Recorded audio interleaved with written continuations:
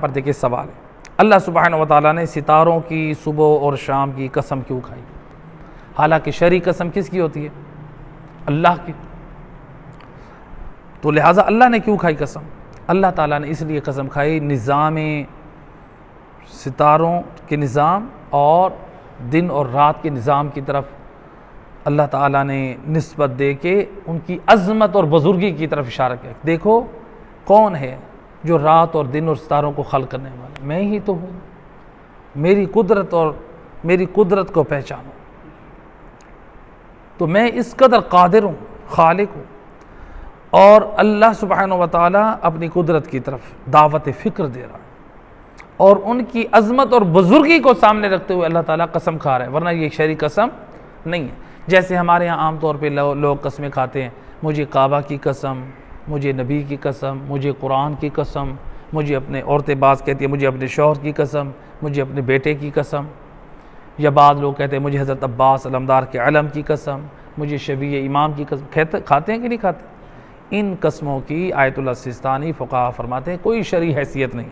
अल्लाह के अलावा जो कसम खाई जाए, चाहे वह नबी की हो, चाहे वो काबे की हो, चाहे वो कुरान की हो, चाहे मौला अब्बास के अलम की हो, चाहे शबीह ज़ुलजना की हो, चाहे वालिद की हो, औलाद की हो, या किसी आलिम की हो, या किसी ज़ाकिर, किसी की कसम शरई नहीं है। तो अगर उन कसमों को किसी ने तोड़ दिया है, लोग पूछते हैं हमने कसम खाई थी मौला अब्बास के अलम की, हम सिगरेट नहीं पिएंगे, तो लिहाजा कसम तोड़ दी।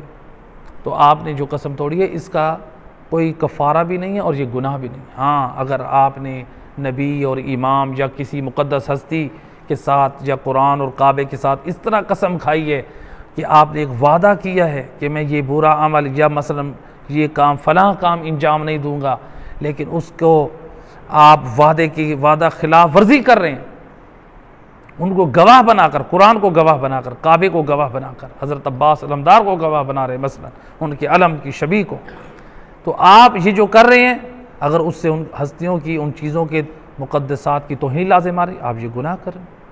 तो इस मकाम पे फिर आपको इस्तिग़फ़ार करना चाहिए जिस काम से तौहीन लाज़िम आए। तो लिहाजा शरई कसम क्या है?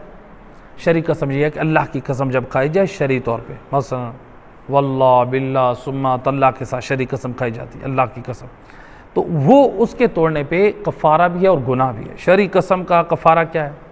शरई कसम का कफ़ारा ये है कि अगर किसी ने कसम अल्लाह के नाम की खाई है और तोड़ी है तो उस कसम के तोड़ने पर उसको एक ग़ुलाम आज़ाद करना है।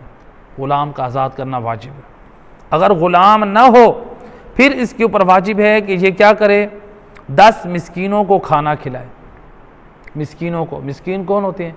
जो पूरे साल का ख़र्चा नहीं रखते हैं और वो सुस्त और काहिल भी नहीं है। बाज़ लोग होते हैं इसी उम्मीद पे बैठे होते हैं लोग हमें राशन दें और हम घर का ख़र्चा चलाएं। आगे सिस्तानी फरमाते हैं ऐसे लोगों को आप अपने वाजिबात शरई जो सदका खैरात है वो वाजिब नहीं दे सकते, जो सुस्त और काहिल लोग हैं। तो लिहाजा जिसके पास आमदनी कम हो, बेचारे के पास ख़र्च ज़्यादा हो, या आमदनी का वसीला ही नहीं है बेचारे के पास, वो हो मोमिन हो, नमाजी हो, शराबी ना हो, खुलेआम गुनाह करने वाला ना हो, और जो आप पैसा दे रहे हैं वो उसमें गुनाह में खर्च न करे और गुनाह के काम में उसके लिए मदद भी ना बने। अच्छा, एक मरतबा गुनाह में खर्च करना, मसलन वो जाके हराम की चीज़ें लेकर, मसलन ताश और शतरंज लेके खेलता है, ये हराम। हराम के कामों में खर्च होना क्या मतलब? मसलन उसने कहा ठीक है मैं आपके पैसे हराम में खर्च नहीं करूँगा, मैं और पैसे जो हैं वो हराम में खर्च कर लूँगा, आपके पैसे मैं अपने घर के राशन में इस्तेमाल करूँगा, तब भी उसको न दे। तो ये शराइत पाई जा रही हूँ तो फिर जो वो मिस्कीन है तो उसको दे सकते हैं। तो ये जो है यानी 10 मिस्कीनों को खाना खिलाएं, या 10 मिस्कीनों यानी 10 मिस्कीनों को खाना खिलाना चाहिए, या फिर अगर ये मुमकिन नहीं है तो फिर उनको 10 मिस्कीनों को लिबास पहनाएं। और अगर कोई इस पे भी कादिर नहीं है तो फिर 3 रोज़े मुतवातिर रखे, मुसलसल रखे, ये उसका कफ़ारा अदा होगा। एक सलावत पढ़े मोहम्मद।